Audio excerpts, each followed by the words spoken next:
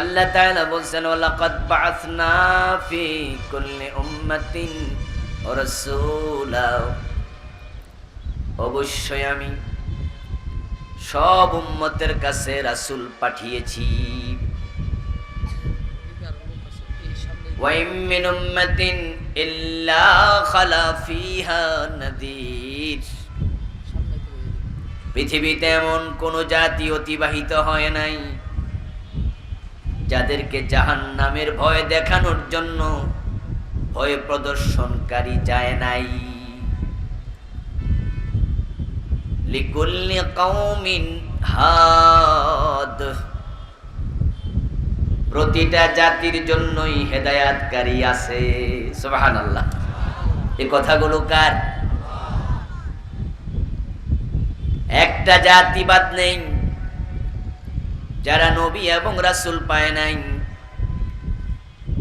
আল্লাহ পৃথিবীতে প্রথম মানুষটিকে করেছেন নবী।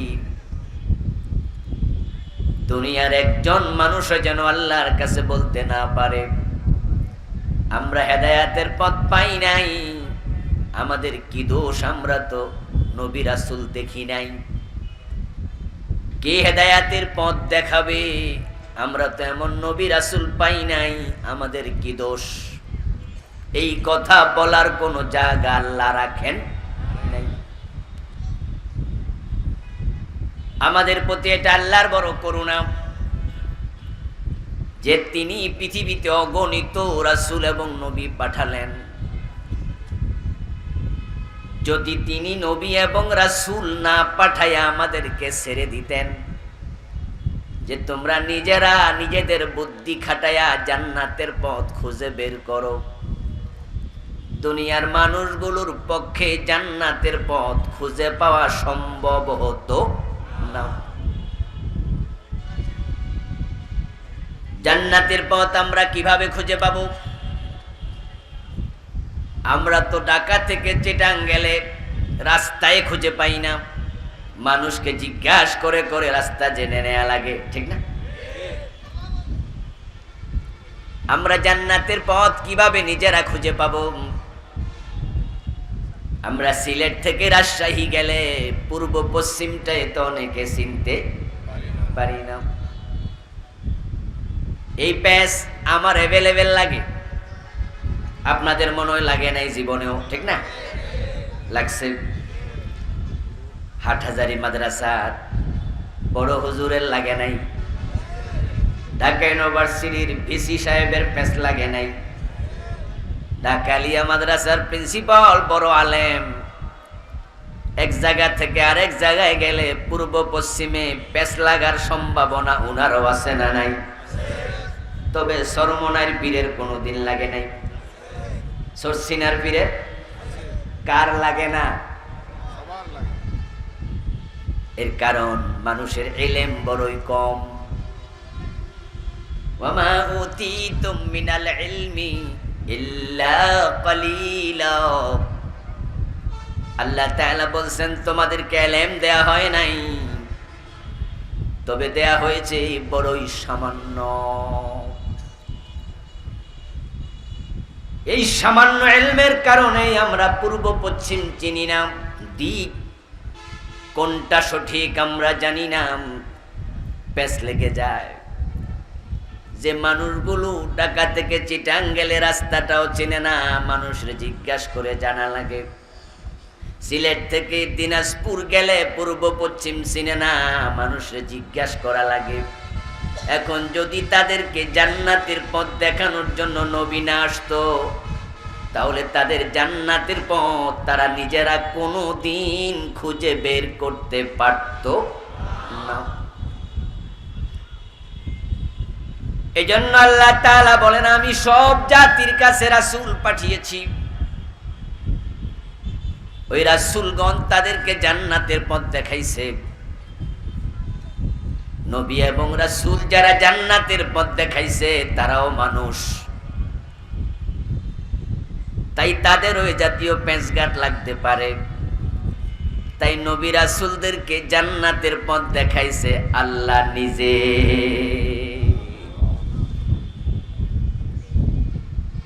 আল্লাহ আল্লাহর নবীগণ আমাদেরকে জান্নাতের পথ দেখাইছেন, নিজের মন মতো না ওহি মতো? তাহলে বোঝা গেল উনারা দেখান নাই, উনাদেরকে আল্লাহ যেটা দেখাইছে উনারা শুধু সেটা প্রচার করেছেন। ওহি আসার আগে কোনটা জান্নাতের পথ এটা নবীগণ নিজেরাও জানতেন না। আল্লাহ তাআলা সূরা দুহার মাঝে বলেছেন, ওয়াজাদাকা দাল্লান ফাহাদা, আপনাকে তিনি পেয়েছেন পথ সম্পর্কে অনবহিত অবস্থায়, ফাহাদা অতঃপর তিনি আপনাকে পথ দেখাইয়া দিবেন। সুবহানাল্লাহ। ওমা কুনতা তাদরি মাল কিতাবু ওয়ালাল ঈমান, হে প্রিয় নবী, ওহী আসার আগে ঈমান কাকে বলে, কিতাব কি জিনিস, ওমা কুনতা তাদরি, আপনি নিজেও জানতেন না। আল্লাহ তাআলা নিজে নবীদেরকে হেদায়েত দিয়েছেন। আল্লাহর দেখানো পথ নবীরাম ওহীর মাধ্যমে পরিচালিত হয়ে আমাদের দেখাইছেন। আল্লাহ তাআলা বিশ্ব নবীকে লক্ষ্য করে বলছেন, ইয়া আইয়ুহার রাসূল বাল্লিগ মা উনজিলা ইলাইকা মির রাব্বিক, হে আমার রাসূল, আপনার রবের পক্ষ থেকে যা নাজিল হয় আপনি শুধু সেটার প্রচার করুন।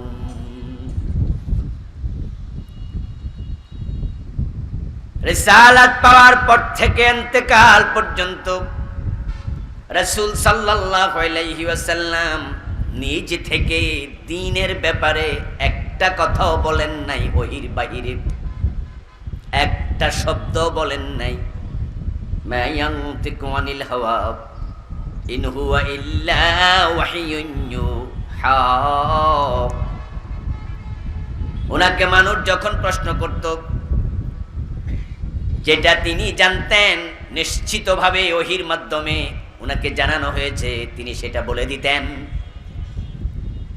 আর যেটা তিনি জানতেন না, বানায়া বলতেন না ওহীর জন্য অপেক্ষা করতেন।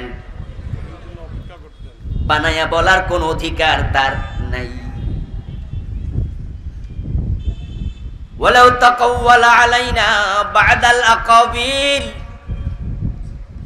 আল্লাহ কুরআন মাজিদে বলছেন, তিনি যদি কোন শব্দ আমার নামে বানায়া নিজে চালায়া দিতেন, লাখাদনা মিনহু বিল ইয়ামিন, অবশ্যই আমি তাকে ডান হাত দিয়া চেপে ধরতাম। সুম্মা লাকাতানা মিনহুল ওয়াতিন, তারপর তার গ্রীবা কণ্ঠনালীটা আমি কেটে নিয়ে যেতাম। কোনটা জান্নাতের পথ, কোনটা জাহান্নামের পথ, কোনটা সঠিক, কোনটা বেঠিক, কোনটা করা যাবে, কোনটা করা যাবে না, এই সবটা আমি আল্লাহ নিজে বলবো। আমি নবীদেরকে বলার জন্য দায়িত্ব দিয়েছি। নবীরা মানুষকে সে পথ দেখাইছেন। এখন জান্নাত পেতে হলে, হেদায়েতের পথে চলতে হলে নবীদের দেখানো পথ অনুসরণ করা আমাদের দরকার আছে না নাই? নবীদের দেখানো পথের বাহিরে জান্নাত নাই। এটা আল্লাহর বড় দয়া। তিনি নবী পাঠায়া নবীর মাধ্যমে আমাদেরকে এগুলো দেখিয়েছেন। এখন যেই মানুষ নবীর উপর ঈমান আনবে, ঈমান আনার সাথে সাথে তার দায়িত্ব হয়ে যায় নবী যা বলবেন সে সবটাই করবে। নবী যা বলবেন, নবীর বলার ব্যাপারে কোনো প্রশ্ন তোলা যাবে না, বিনা প্রশ্নে তাকে মানতে হবে। কারণ নবী তো বানায়া বলে না, নবী যা বলবেন প্রতিটা কথা কার? এটা আল্লাহর, এটা ওহী। হয়তো ওহিয়ে মাতলু, না হয় ওহিয়ে গায়রে মাতলু, হয়তো কোরআন না হয় হাদিস, কোনটাই নবীর নয়, হাদিসটাও আল্লাহর পাঠানো ওহী। আপনি জান্নাতের পথ নিতে চান কিনা, এটা হলো প্রথম প্রশ্ন। উত্তর যদি হয় আমি নিতে চাই, তাহলে আপনার দায়িত্ব হলো এখন থেকে নবী যা বলবেন আপনি তা করতে বাধ্য, হেরফের করা যাবে না। যদি আপনি এখন থেকে হেরফের করেন তাহলে আপনি যে ঈমান এনেছিলেন সেই ঈমানটা আপনার টিকবে না, ঈমানটা ছুটে যাবে। قال النبي صلى الله عليه وسلم المؤمن كالجمل الأنف حيثما قيد انقاد। প্রত্যেকটা মুমিন হলো নাকের ভিতরে রশি ঢুকানো ওটের মতো। নাকের ভিতরে রশি ঢুকাইয়া দিলে মালিক যদি রশি হাতে নেয় ওই ওটটা স্বাধীন না পরাধীন? মন মতো চলে না, মালিকের টান মতো। ঠিক মুমিন হলো নাকের ভিতরে রশি ঢুকানো ওট। ঈমান আনার পরে তার স্বাধীনতা থাকবে না, আল্লাহ এবং রাসূল যা বলবেন সে মানতে বাধ্য থাকা লাগবে। উদাহরণটা বড় চমৎকার। নাকের ভিতরে রশি ঢুকায়া মালিক যদি দক্ষিণে টানে, ওট যদি উত্তরে যেতে চায়, নাকটা থাকবে না, ছিঁড়ে যাবে। ঠিক আপনি কালেমা পড়ার পরে আল্লাহ এবং রাসূল যা বলছেন বিপরীত চলতে গেলে আপনার ঈমানটাও ছিঁড়ে যাবে।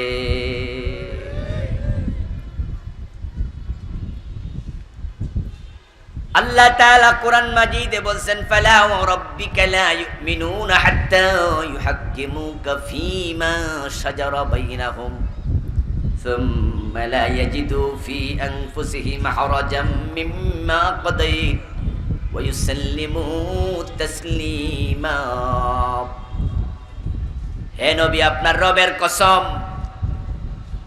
এই লোকগুলো ততক্ষণ পর্যন্ত মুমিন হতে পারবে না যতক্ষণ আপনি নবী তাদের ব্যাপারে যত ফয়সালা দেন, যত কথা বলেন, যত নির্দেশ দেন, সর্বান্তকরণে সন্তুষ্ট চিত্তে সবটা মানতে রাজি না হবে ততক্ষণ পর্যন্ত আপনার রবের কসম তারা মুমিন নয়। কালেমা পড়লে মুমিন হওয়া যায় না।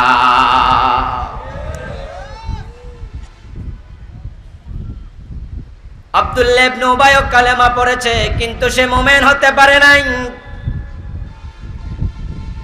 গিরিশচন্দ্র সেন কোরআনের অনুবাদ করার সময় লা ইলাহা ইল্লাল্লাহ মুহাম্মাদুর রাসূলুল্লাহ কালেমা কোরআনে আছে, পড়েছে, বলেছে, লিখেছে, গবেষণা করেছে, কিন্তু তার মৃত্যুর পর কেউ জানাজার নামাজ পড়ে নাই। সে কালেমা পড়েছে কিন্তু কালেমা মানার চিন্তা তার অন্তরে মোটেও ছিল না।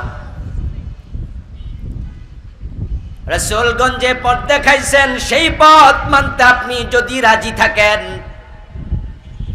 তাহলে নবী এবং আল্লাহ যে নির্দেশ দিয়েছেন প্রতিটা মানতে রাজি থাকতেই হবে। এখন মানার ব্যাপারে আল্লাহর নির্দেশনা হলো পূর্ণাঙ্গ মানব, উদখুলু ফিস-সিলমি কাফা, ইসলামের মাঝে পুরা ঢোকো, পূর্ণাঙ্গভাবে মানব। মানতে যখন রাজি হয়েছো তখন আংশিক মানার নিয়ম ইসলামে নাই। নামাজ পড়তে হলে ওযু করো, ওযু করতে যে রাজি হয় তাকে বুঝতে হবে 4 ফরজের ওযু 3 ফরজ পড়লে ওযু হয় না। ওযু আমি করব তাহলে ফরজ হলো 4টা। নামাজ পড়তে রাজি হয়েছো তাহলে তোমাকে বুঝতে হবে ফরজ কিন্তু 13টা। হাত দুলেন, মুখ দুলেন, পা দুলেন, মাথা মাসে করেন নাই, বাকি 3টা করেও লাভ নাই। 13 ফরজের 12টা মানলেন, একটা ছেড়ে দিলেন, সেজদা 2টা বাদ রেখে দিলেন, করেন নাই, বাকি 12টা করেও লাভ নাই। 3 মানার নিয়ম হলো নবীদের পথ যারা অনুসরণ করতে চায় তারা জীবনের টপ থেকে বটম, পাকঘর থেকে সংসদ ভবন, সে থাকবে যেখানে নবী এবং আল্লাহর নির্দেশনা মানতে সে বাধ্য থাকবে সেখানেই। একটু হেরফের করবে সে মুমিন নয়। আল্লাহ তাআলা বিশ্ব নবী সহ অসংখ্য নবী রাসূল দুনিয়ায় পাঠালেন। আল্লাহর দেখানো পথ তারা ওহীর মাধ্যমে প্রাপ্ত হয়ে আমাদের দেখাতে থাকলেন। অগণিত অসংখ্য নবী রাসূল আল্লাহ তাআলা পৃথিবীতে পাঠালেন। নবীদেরকে যারাই মেনে নিয়েছে তারাই জান্নাত পেয়ে গেছে। নূহ নবী ৯৫০ বছর দাওয়াত দিলেন, ৪০ অথবা ৮০ জন দাওয়াত কবুল করেছে।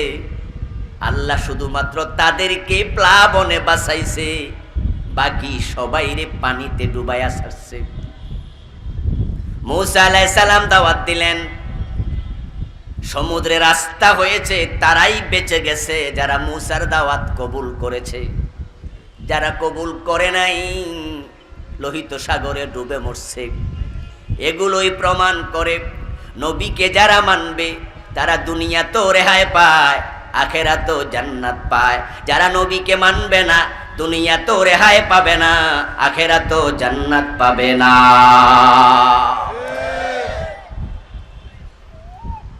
এখন নবী এবং রাসূলকে মানার ব্যাপারে আপনি স্বাধীন। আল্লাহ আপনাকে জোর করে মানাবে না। আপনি মানবেন কি মানবেন না সে সিদ্ধান্ত আপনি নিতে পারবেন, কিন্তু মানার ব্যাপারে সিদ্ধান্ত নিয়ে অর্ধেক মানব আর অর্ধেক মানব না এই অধিকার আপনার নাই। আপনি মানার সিদ্ধান্ত নেয়ার সাথে সাথে নাকে রশি ঢুকানো ওটের মতো হওয়া লাগবে।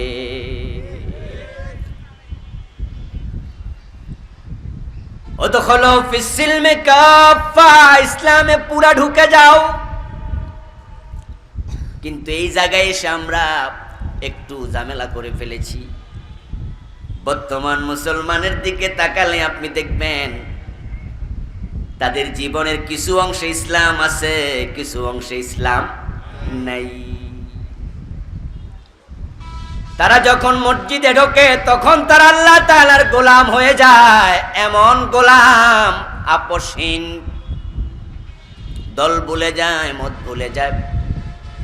সবাই মিলে ডান পা দিয়ে ঢোকে, বাম পা দিয়ে বের হয়। আল্লাহু আকবার বলে নামাজ শুরু করে, সালাম ফিরে নামাজ শেষ করে।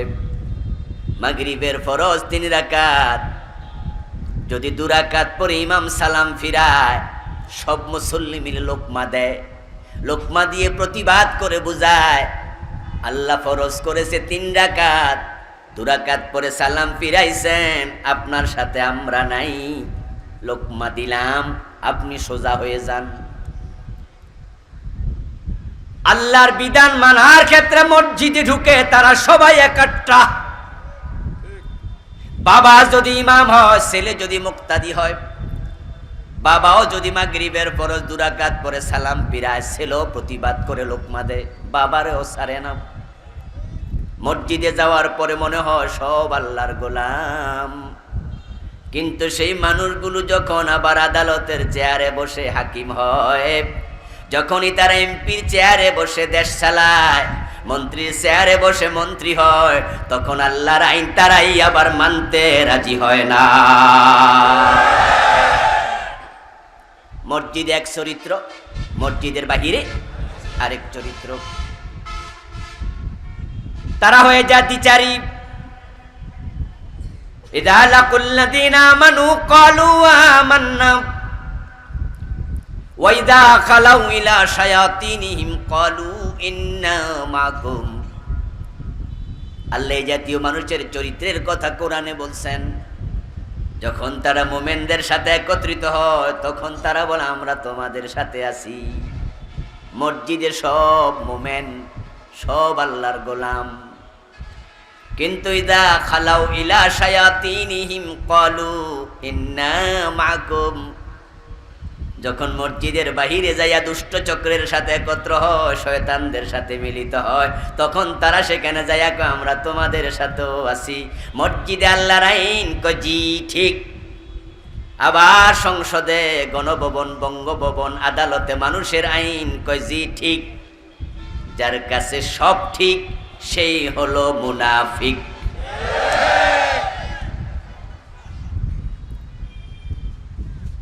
তুমি যদি এই চরিত্রের মুসলমান হও, তোমার ঈমান নাই,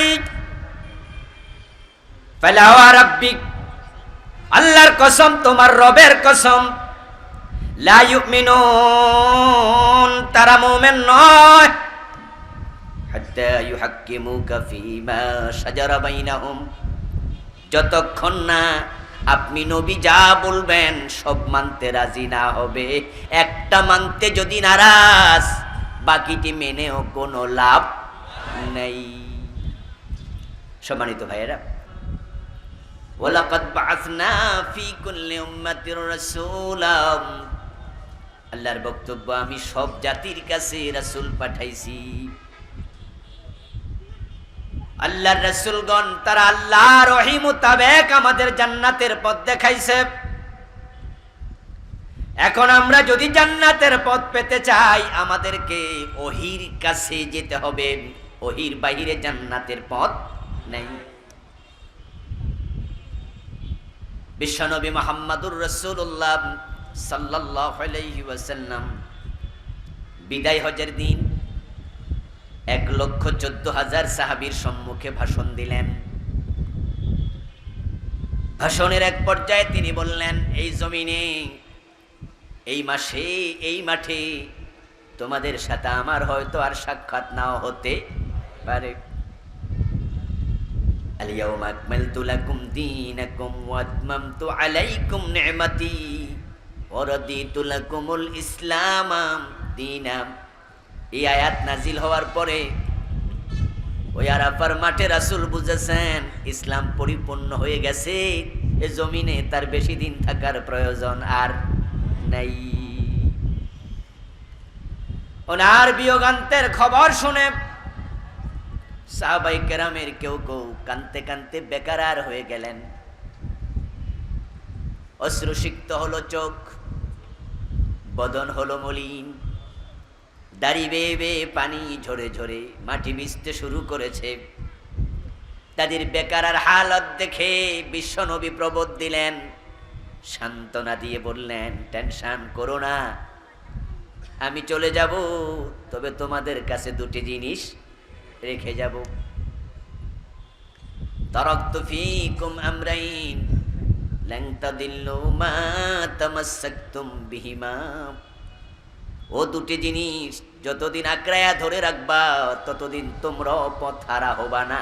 যেই পথে আমি আছি তোমরাও সে পথে থাকবা।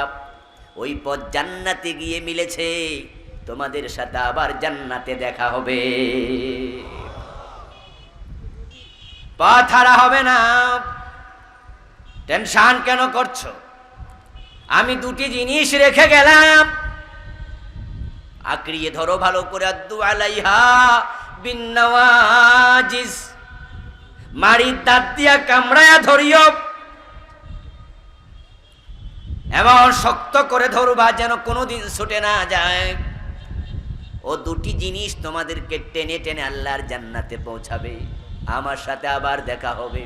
রেখে গেলাম দুটি জিনিস, শক্ত করে ধরিও, নো টেনশন। কিতাব আল্লাহ ওয়া সুন্নতি, একটা হলো আল্লাহর কিতাব কোরআন, আর একটা আমার সুন্নাহ হাদিস। ও দুটাকে যারা আঁকড়ায়া ধরবে তারাই আল্লাহর জান্নাতে পৌঁছে যাবে, তারাই পথ হারা হবে না। এবার হাদিসের বিপরীতে গেলে বোঝা যাবে, যখন মানুষ কোরআন হাদিস ছেড়ে দেবে পথ হারা হয়ে যাবে। এখন আমাদের দেশের মানুষ জান্নাত পাওয়ার জন্য কোরআন হাদিসের কাছে বেশি যায় না পীর সাহেবের বাড়িতে বেশি যায়? জাহান্নামে যাওয়ার জন্য কোনো মানুষ পীরের বাড়িতে যায় না, আল্লাহর জান্নাত পাওয়ার জন্যই যাচ্ছে। কিন্তু জান্নাত পাওয়ার জন্য পীরের বাড়িতে যাইয়া ঈমানও হারায় এমন পীরও বাংলাদেশে আছে না নাই? সে জান্নাতের আশায় গেছিল, কিন্তু সে জান্নাত হারায় ফেলছে। জীবনে কোনোদিন মানুষকে সেজদা করে নাই, মসজিদে মাঝে মাঝে গেছে, মাঝে মাঝে যায় নাই। সেজদা যখন দিছে আল্লাহরই দিছে, যদিও মাঝে মাঝে নামাজও মিস করছে, কিন্তু আল্লাহ ছাড়া কোনোদিন কাউকে সেজদা দেয় নাই। ওই লোকটাও পীরের বাড়িতে যাইয়া দেখে মানুষ লাইন ধইরা পীরকে সেজদা দেয়, তখন না বুঝার কারণে, জাহালাতের কারণে, শয়তানের ধোকায় পইরা, সঙ্গ দোষে পইরা পীরের পায়ে সেজদা দিল। গেছিল জান্নাত পাওয়ার জন্য, কিন্তু সেজদা দেওয়ার সাথে সাথে তার ঈমানটাই চলে গেল। সকল পীর সেজদা নেয় আমি তা বলছি না। পীর সাহেবদের মাঝে কিছু ভালো পীর সাহেব আছে না নাই? এবার আপনারা বলুন তো, যত পীর বাংলাদেশে আসে সব ভালো, তার মাঝে কিছু ভণ্ড আছে না নাই?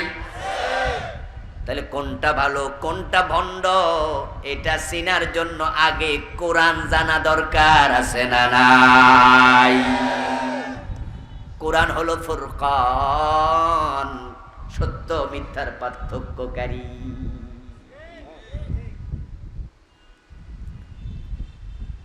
কোরআন হলো ফুরকান, কে হক কে বাতিল আপনি কেমনে চিনবেন? যেই সমস্ত পীর ভণ্ড, তাদের মুরিদের কাছে কিন্তু তারা ভণ্ড নয়। আপনি যদি বলেন তোমার পীর মহিলা মুরিদ করে, পর্দা করে না, তখন সে পীরের পক্ষে ওকালতি করে বলবে আপনার চোখ আর আমার পীর বাবার চোখ এক চোখ না। আমার বন্ধু পীরের কাছে গিয়ে দেখেন তবলা বাজা, ঢোল বাজা, লাফ দিয়া ফাল দিয়া জিকির করে, গান বাজাচ্ছে, বাদ্য বাজাচ্ছে, আপনি বলবেন এগুলো পাইলা কই? কোরআন হাদিসে তো পাই নাই। তখন সে পীরের পক্ষে ওকালতি করে বলবে এটা খাজা বাবা বাজাইছে।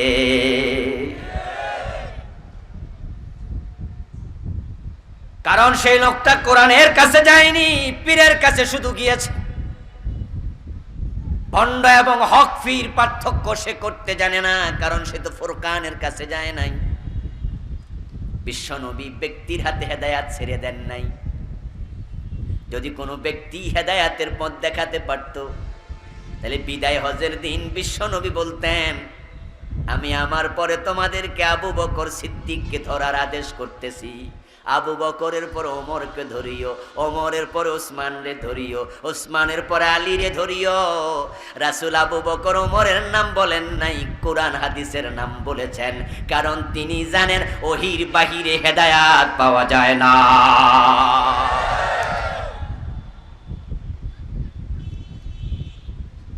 আল্লাহর হাবিব সাল্লাল্লাহু আলাইহি ওয়াসাল্লাম দুটি জিনিস রেখে গেলেন, কোরআন এবং সুন্নাহ। আমি আপনাদের কাছে জানতে চাই সে কোরআন সুন্নাহ এখনো আমাদের বাংলাদেশে আছে না নাই? এখন হেদায়াত পেতে হলো দুটার কাছে দৌড়ায়া যান, ওখানে দৌড়ায়া যান। অথচ পরিতাপ, মুসলমানের সন্তানরা প্রতিযোগিতা করে কোরআন ছেড়ে দিচ্ছে। তারা আধুনিক হওয়ার জন্য পাগল হয়ে গেছে। আমরা যখন ছোট ছিলাম আমাদের মায়েরা ঘুম থেকে ওঠার পর আমাদেরকে কোরআনের মক্তবে পাঠাইছে, আর এখন মুসলমান মায়েরা মক্তব নয়, সন্তানকে ধাক্কায়া কিন্ডারগার্টেনে পাঠাচ্ছে। আমাদের বাপসা যারা বিয়ে করানোর সময় জিজ্ঞাসা করতো বৌমা কোরআন পারে কিনা, আর এখনকার বাবারা আধুনিক হয়েছে, তারা জিজ্ঞাসা করে বৌমা চাকরি করে কিনা। সিলেবাসের মাঝে কোরআন আগে কিছু কিছু কলেজ স্কুলেও ছিল, আস্তে আস্তে করে কলেজ স্কুলের সিলেবাস থেকে কোরআন হাদিস তুলে দেয়া হচ্ছে।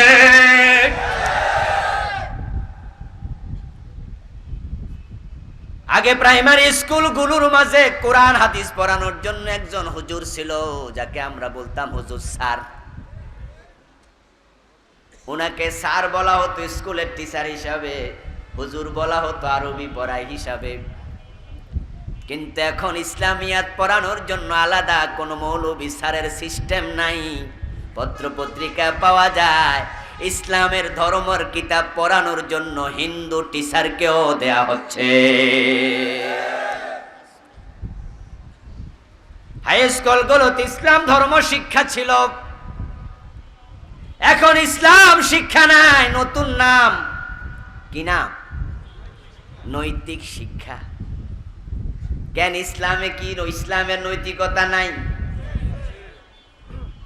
এবং কষ্টা সূরা ছিল, কিছু হাদিস ছিল, আস্তে আস্তে করে তুলে দিয়েছে।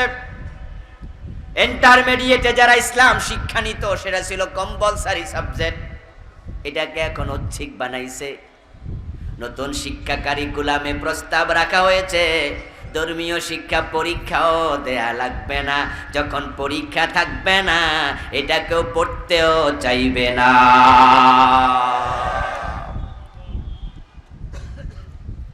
আস্তে আস্তে করে কোরআন বিমুখ করে ফেলা হচ্ছে।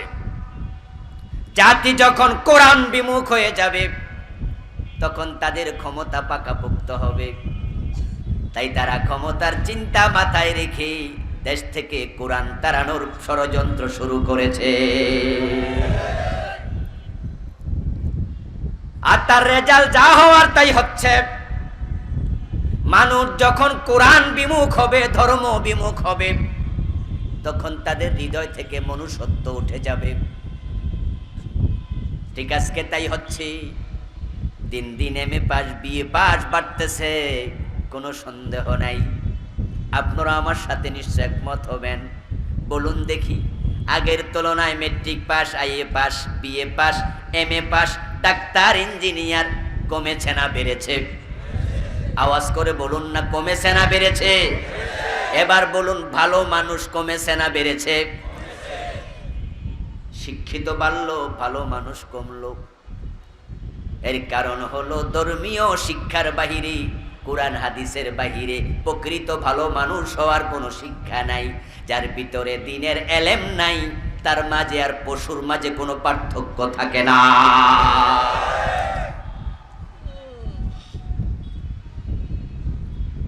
এখন আমাদের সিলেবাস গুলো ধর্মীয় শিক্ষা শূন্য হয়ে গেছে, যার কারণে এমএ পাস অনেক অফিসে গেলে ঘোষণা দিলে সাইন করে নাম। এসি রুমে বসে আছে, টেবিলের মাঝে মানুষ নাই, মানুষ নাই। কোন চেয়ারে হায়না, কোন চেয়ারে বাঘ, কোন চেয়ারে বল্লভ, কোন চেয়ারে সিংহ। সবাই যেন রক্ত চোষার জন্য ব্যস্ত। সবাই শুধু মানুষের মানি ব্যাগের দিকে তাকায়। কারো সেবার চিন্তা এখন আর মাথায় নাই। ভালো অফিসারের সংখ্যা খুব কম। এমএ পাস অনেক, ভালো মানুষ নাই। ডাক্তার অনেক অনেক, এমবিবিএস অভাব নাই, কিন্তু সেবার মানসিকতা এখন নাই। বিশাল বড় বড় হাসপাতাল আছে, ওখানে গেলেই বিনা প্রয়োজনে পেট কাটা শুরু করে দেয়। টাকা দরকার। ইঞ্জিনিয়ার হয়েছে অনেক, বুয়েট, রুয়েট, সুয়েট, কুয়েট অভাব নাই। পুরা থানায় মিলে একজন ইঞ্জিনিয়ার পাওয়া যেত না, বিচ ইঞ্জিনিয়ার এখন ডজন ডজন পাওয়া যায়। আমরা দেখেছি ইঞ্জিনিয়ার বড় হয়েছে, রডার দেয় না, এখন বাঁশ দিচ্ছে। এমনটা কেন হচ্ছে? কেন? আমার বন্ধু, চরিত্র শেষ, নৈতিকতা শেষ, ভালো মানুষ নাই। দিন দিন এটা শূন্যের দিকে যাচ্ছে। এর কারণ তারা কোরআন হাদিস থেকে দূরে সরে যাচ্ছে। তাই সরকারের কাছে আমাদের অনুরোধ থাকবে, যদি ভালো জাতি চান, সিলেবাসে কোরআন হাদিস ঢুকায়া দাও। প্রাইমারি স্কুলে কোরআন ঢুকায়া দাও, হাই স্কুলে 100 নম্বর কোরআন ঢুকায়া দাও, 100 নম্বর হাদিস ঢুকায়া দাও। ইন্টারমিডিয়েটে 100 নম্বর হাদিস, 100 নম্বর কোরআন ঢুকায়া দাও। যদি আমাদের ছেলেরা কোরআন হাদিস পড়ে, তারা ইঞ্জিনিয়ার হবে, সাথে সাথে কোরআনের আলেম হবে। তারা ডাক্তার হবে, সাথে সাথে কোরআনের আলেম হবে। নৈতিকতা বেড়ে গেলে সমাজের সব জায়গায় ভালো মানুষ আবার নতুন করে পাওয়া যাবে।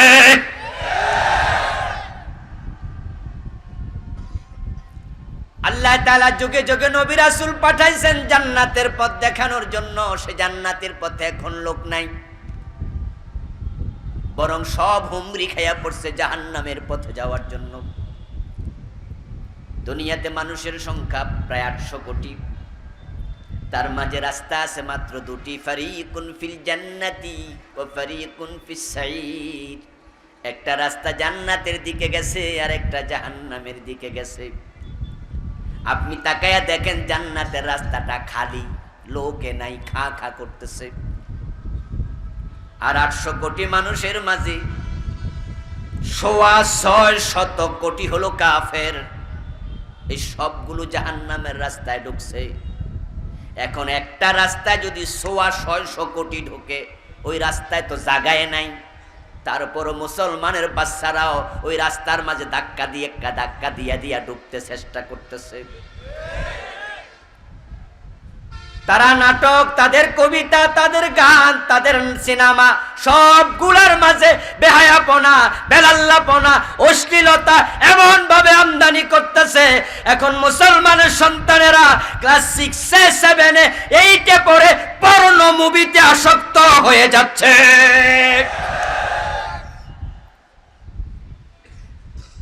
এক একটা অ্যান্ড্রয়েড সেট, এক একটা জাহান্নাম।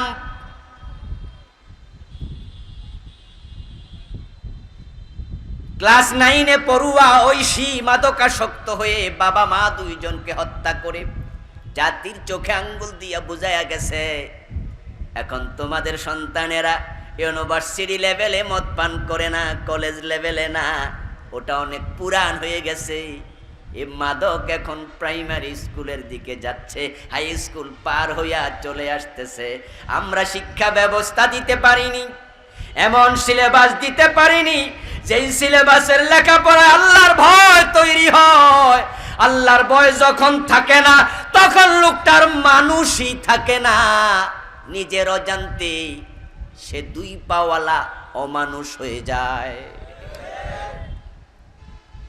এই জন্য আমার প্রথম অনুরোধ থাকবে আজকে, আমরা যারা জান্নাতের পথ পেতে চাই, রমজান সমাগত, কোরআনের মাস রমজান, আমরা কোরআনের কাছে আবার ফিরে যেতে চাই। এই দেশের রমজানগুলোতে দেখবেন কোরআনের কত অনুষ্ঠান হচ্ছে। 6 বছর 7 বছরের ছোট ছোট বাচ্চা 30 পারার হাফেজ। প্রশ্ন করতে দেরি, উত্তর দিতে দেরি নাই। আমি প্রশ্নকারী শিক্ষককে কাঁদতে দেখেছি। তিনি তার অভিব্যক্তি প্রকাশ করতে গিয়ে বলেছেন, এমন কঠিন প্রশ্ন করেছি, এ প্রশ্ন আমারে করলে আমিও জবাব দিতে পারতাম না, কিন্তু ছোট্ট বাচ্চা কেমনে জবাব দিল। 7-8 বছরের বাচ্চা 30 পারার হাফেজ, আর আপনার 70 60 50 বছর বয়স। আপনি দেখে দেখে আল্লাহর কোরআনটা এখনো পড়তে পারেন না। এই চেহারা লইয়া আল্লাহর সামনে মুখ দেখাবেন কেমনে? ওয়ালাকাদ ইয়াসসারনাল কুরআনা লিযিকর ফাহাল মিন মুদ্দাকির। আল্লাহ তাআলা বলেন, আমি বুঝার জন্য, শিখার জন্য, মানার জন্য কোরআনকে সহজ করে দিয়েছি। ওয়ালাকাদ ইয়াসসারনা, আমি নিশ্চয়ই সহজ করে দিয়েছি। বারবার আল্লাহ বলে কোরআন সহজ কিতাব। বাস্তবেও তাই। পৃথিবীর কোন লেখক খুঁজে পাবেন না যে নিজের লেখা বই নিজে মুখস্থ করে। একটা লেখকও পাবেন না নিজের কবিতা নিজে মুখস্থ বলতে পারে। লম্বা কবিতা যদি হয়, কবি নজরুল নিজের কবিতা নিজে মুখস্থ করে বলতে পারবে না, পেচ লেগে যাবে। আপনাকে আমি আরো সহজ করে বলি, যদি আপনাদের সকলকে এখানে গরুর রচনা লিখতে বলা হয়, আমি জানি সবাই পারবেন। 1 পৃষ্ঠা গরুর রচনা লিখার পরে আমি যদি আপনার হাত থেকে কাগজটা এনে বলি মুখস্থ বলেন, হুবহু বলতে পারবেন? একজনও পারবেন না। কিন্তু 30 পারা কোরআন এমন হুবহু বলতে পারে, একটা নক্তাও হেরফের হয় না। তাহলে গরুর রচনার সে কোরআন তো আরো সহজ। এত সহজ কিতাব আপনি পড়তে জানলেন না, এজন্য আমার অনুরোধ থাকবে, কোরআন পড়বেন, অর্থ জানবেন, ব্যাখ্যা জানবেন, নিজের জীবনে মানবেন, হেদায়েত কোরআন থেকে নেবেন। কোরআন আপনাকে জান্নাত পর্যন্ত পৌঁছাবে। আল্লাহ জান্নাতের পথ দেখানোর জন্যই কোরআন পাঠাইছে। এখন নবীরা মানুষকে জান্নাতের পথ দেখাতে এসে একটি দাওয়াত দিলেন, আনিবুদুল্লাহ ওয়াজতানিবুত তাগুত। সব নবী রাসূল একটি দাওয়াত দিয়েছেন মাত্র, ওই দাওয়াত গ্রহণ করেছে যে আল্লাহর জান্নাত পেয়ে গেছে। সেই জান্নাত পাওয়ার জন্য মাত্র একটি দাওয়াত নিতে হবে, বেশি নয়। তবে দাওয়াতটির অংশ হলো দুটো। প্রথম অংশ আল্লাহর ইবাদত করো, দ্বিতীয় অংশ এবং তাগুতের সাথে সম্পর্ক বিচ্ছিন্ন করো। এই দুটা অংশ গ্রহণ করা আপনার আমার জন্য ফরজ, এবং গ্রহণ করার নিয়ম হলো একসাথে গ্রহণ করতে হবে। আপনি অর্ধেক গ্রহণ করবেন, বাকি অর্ধেক নিবেন না। অর্ধেক নিলে বাকি অর্ধেক বাদ দিলে ওই অর্ধেক নেয়ার কোনো মূল্য নাই। শুরুতে বলেছি অজুর 4 ফরজ, মানলে 4টাই করুন, না মানলে বাদ দেন। 3টা মেনে অজু করলে অজু হয় না। আর কানা হাকাম 13 ফরজ, মানলে সবটাই মানেন, না মানলে 12টা মানবেন, একটা বাদ দেবেন, 12টা মেনে লাভ নাই। রমজান আসতেছে, আপনি রোজা রাখবেন, ইফতারের আগে বারবার ঘড়ির দিকে আপনি কেন তাকান? এর কারণ আপনি জানেন 1 মিনিট আগেও যদি আমি ইফতার করে ফেলি সূর্য ডোবার, সারাদিন রোজা রেখে কোনো লাভ নাই। তো নবীদের দাওয়াতের 2টি অংশ, একটা হলো আল্লাহর ইবাদত করো, আর একটা হলো ওয়াজতানিবুত তাগুত, এবং তাগুতের সাথে সম্পর্ক ছিন্ন করো। দুটাই মানতে হবে। যদি আপনি অর্ধেক মানেন, বাকি অর্ধেক না মানেন, ওই অর্ধেক মেনে মুমিন হওয়া যাবে না। কিন্তু আমাদের দেশের লাখ লাখ মুসলমান অর্ধেক মেনেই বসে আছে, আল্লাহর ইবাদত করতে রাজি, কিন্তু তাগুতের সাথে সম্পর্ক ছিন্ন করতে রাজি না। তাই তারা মসজিদে গিয়ে আল্লাহর সাথে সম্পর্ক করে, মসজিদ থেকে বের হয়ে তাগুতের সাথে বন্ধুত্ব করে। প্রথম অংশ আল্লাহর ইবাদত। এখন ইবাদত কি? আমাদের দেশের লোকেরা বুঝেছে ইবাদত মানে নামাজ, রোজা, হজ, যাকাত। এই ভুল ধারণার কারণে আজকে নামাজিরা সুদে টাকা লাগাচ্ছে, হাজি সাহেব ওজনে কম দিচ্ছে, টুপি মাথায় দিয়া মালে বেজাল দিচ্ছে, মুখে আছে রোজা, দ্রব্য মূল্য বাড়ায় আর এক রোজাদারের 12টা বাজাচ্ছে। 5 ওয়াক্ত নামাজ পড়ে, কপালে কালো দাগ। বাপ মরে গেছে 10 বছর আগে, বোনের জমিটা ফিরিয়ে দেয় না, জবরদখল করে রেখেছে। নামাজ তাহাজ্জুদ সহ পড়ে, কিন্তু আবার জাল দলিল বানায়া অন্যের জমিও দখল করে। মসজিদের সভাপতি, এলাকার বিচারক, ঘোষ খায়া বিচারটা উল্টায়া দেয়। তারা ইবাদত বুঝলো না, তারা মনে করছে নামাজ পড়ছি জান্নাত ছোটে কেমনে। হুজুর তো বলছে নামাজ জান্নাতের চাবি, নামাজ জান্নাতের চাবি। ওয়াজ শুনে আপনি নামাজ ছাড়েন না, তাই আপনি 5 ওয়াক্ত শুধু নয় তাহাজ্জুদও পড়ছেন, কিন্তু আবার অন্যায়ের সাথে আপনার সম্পর্ক আছে।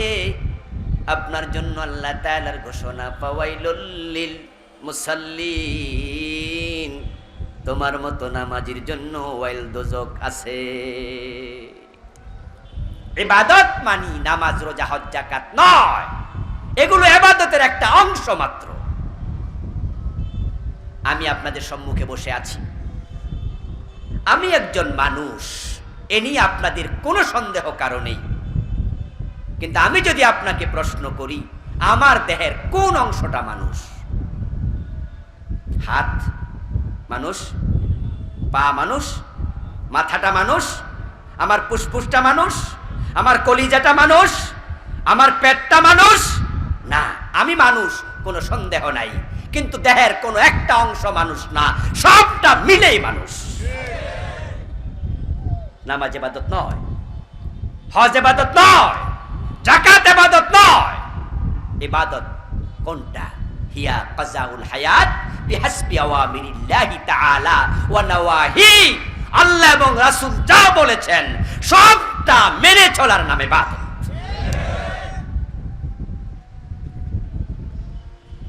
আল্লাহ তাআলা আপনাকে আমাকে গোলাম বানাইছে। গোলাম যখন গোলামি করে তখন সে নিজে স্বাধীন থাকে না, মালিক তাকে যা করতে বলে সে তাই করে, যখন করতে বলে তখন করে। আপনি গার্মেন্টসে চাকরি নিয়েছেন, 8 ঘন্টা ডিউটি করবেন, সকাল 8টায় ঢুকবেন, বিকাল 4টায় বের হবেন। ওই 8 ঘন্টা আপনি কোন জায়গায় কাজ করবেন, কি কাজ করবেন, এই সিদ্ধান্ত আপনি নেবেন না কোম্পানি নেবে? আপনি মাদ্রাসা দারুল কোরআনে জয়েন করেছেন শিক্ষক হিসাবে, চাকরি করার জন্য ঢুকেছেন। এখন ক্লাস আপনি কয়টায় নেবেন, কোনটা নেবেন, কোন ক্লাসে নেবেন, এই সিদ্ধান্ত আপনি নেবেন না প্রিন্সিপাল নেবে? আপনি যখন আল্লাহর ইবাদত করতে রাজি হন তখন জীবন কেমনে চালাবেন এই সিদ্ধান্ত নেওয়ার অধিকার আর আপনার নাই। আপনার আল্লাহ, আপনার রাসূল যা বলে সবটা মেনে নেয়ার নাম ইবাদত। যদি মানতে রাজি না হন, কিছু মানবেন কিছু মানবেন না, সুবিধাবাদ জিন্দাবাদে মুমিন হওয়া যায় না।